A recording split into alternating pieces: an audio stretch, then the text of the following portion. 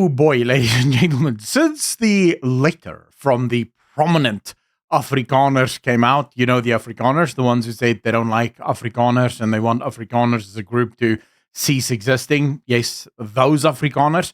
Since that letter came out, and then Afriforum and a number of people at Rapport did phenomenal journalistic investigations, because of course News24, as the official propaganda wing of the ANC, wasn't going to do any such investigations. And then you also have Daily Maverick, which sometimes can do some investigations, but on this one, eerily silent.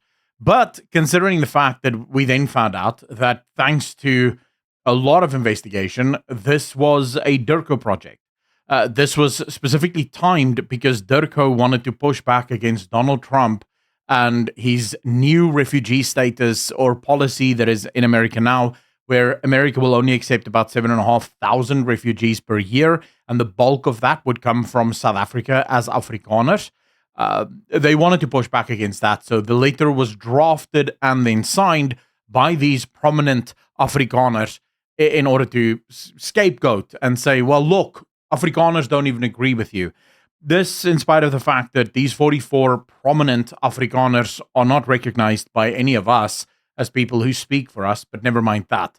Okay, so Afriforum does the work. Since then, it's been hell. Max du Preez, of course, came out and said, this is the honest truth. Solidarity and Afriforum were born from the far right wing. Leaders like Kriel, Flip Base, and Dirk Herman all campaigned against the negotiations for a democracy, and a leopard doesn't change its spots. Now they parade as a civil rights movement. This is flat out lies from Max du Preez. I would tell him that as well, but he has me blocked. I don't know how he knows about me, but I'm honored that the snake that is Max du Preez doesn't like me. That means I'm a good person by definition, because if someone as evil and morally bankrupt as Max du Preez doesn't like you, that can only speak that you're doing something right, right? At least in this country. But anyway, so Max du Preez is just flat out lying here. Kallie Kriel and the people on that list absolutely did not argue that apartheid should not be abolished. Why they didn't vote yes to abolishing apartheid had nothing to do with the fact that they hated apartheid. They did. In fact, Kallie Kriel himself answers this and explains that the truth is, in the early 1990s, I campaigned to replace the unsustainable apartheid system with a democratic system based on federal values that respected the rights and dignity of all communities in the country. This was a massive movement amongst or under Afrikaners at the time, English-speaking people as well, where they looked at the reality that is South Africa and they said, hold up, we have 90+% of the country who is black. We are only about 7-8% of the country.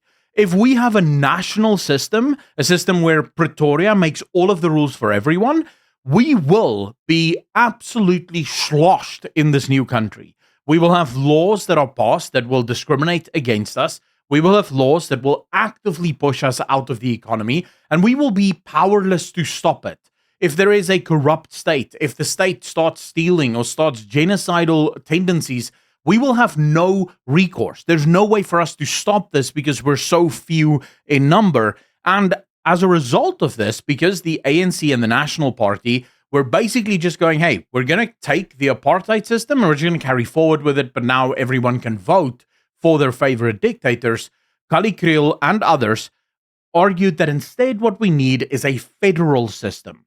What is a federal system, you might ask? Well, very simply, every province is effectively in charge of its own legal and legislative abilities. A province can decide what laws they want to pass, how they want to enforce those laws. They have complete control over their own police, in some cases even their own military, their own budgets. They can collect their own money. So effectively, the national government sets the groundwork. It sets the baseline. So in the Constitution, it says all men are created equal. This means no province can pass a slavery law or bring back apartheid, right? Because all men are created equal. So a province cannot have race laws under that constitution.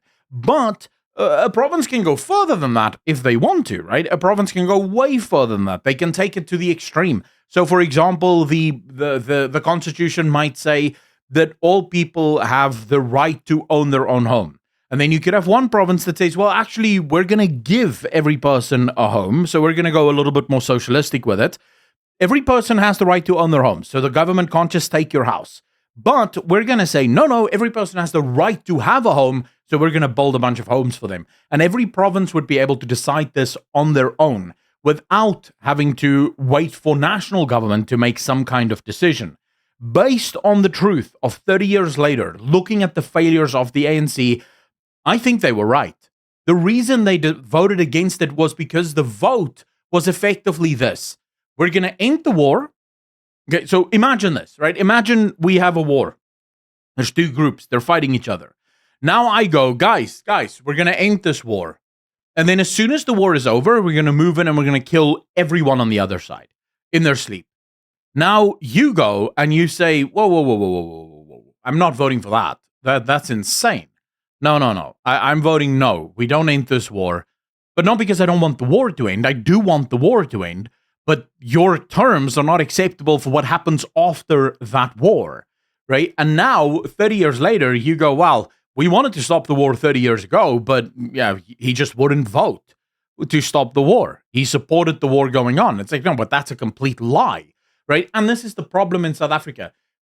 People like Tumi Sol just make stuff up because there's no comprehensive reading ability in South Africa. It's either purposefully lying, in which case Tumi is just a scumbag, or it's that Tumi lacks the critical comprehensive skills to read with understanding. He reads the sentences and it doesn't make any sense to him because ideologically speaking, Kallie Kriel must just be a racist. The truth is there is no evidence that Afriforum is a racist group, is a racist movement. Afriforum has done a lot of work for minorities that are not white. Is it true that a lot of the minorities that they do help are white? Sure, but that also happens to be where they started. Most people that are members of Afriforum are white. It doesn't mean that Afriforum is an exclusively white organization. It just means that most white people belong or is part of the Afriforum movement, but it is not closed to any other groups. They have taken the government to court on behalf of black neighborhoods, on behalf of colored neighborhoods. So they have no problem standing up for the little man. That's the whole point of Afriforum. But when you argue and say that Afriforum is somehow a racist organization because people like Kallie Kriel wanted apartheid to continue, that's just factually wrong and you're a liar. Both Max and this Tumi guy. Either liars or too stupid to read with comprehension. In Max's case, I believe he's just a liar.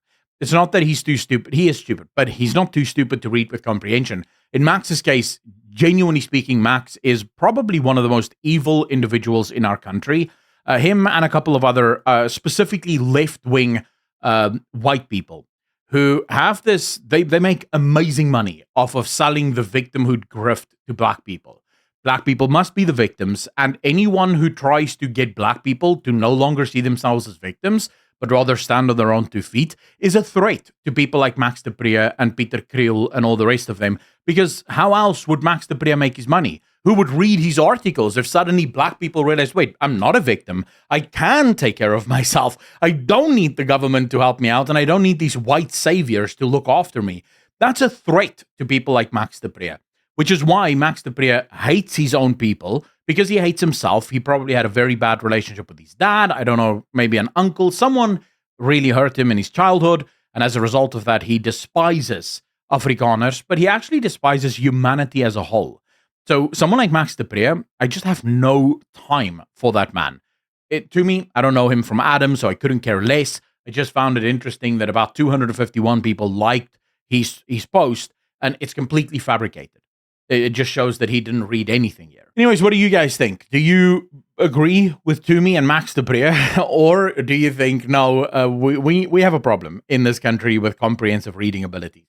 I'd love to read your thoughts. As always, thank you so much for watching. Hit the like if you liked it. If you didn't, it is free. After all, massive shout out and thank you to all of the patrons as well as YouTube channel members for continuing to support this channel and allowing me to do the things that I do. I truly appreciate you from the bottom of my heart. As always, be good to each other, be kind to each other, and I shall see all of you in the next one. Peace.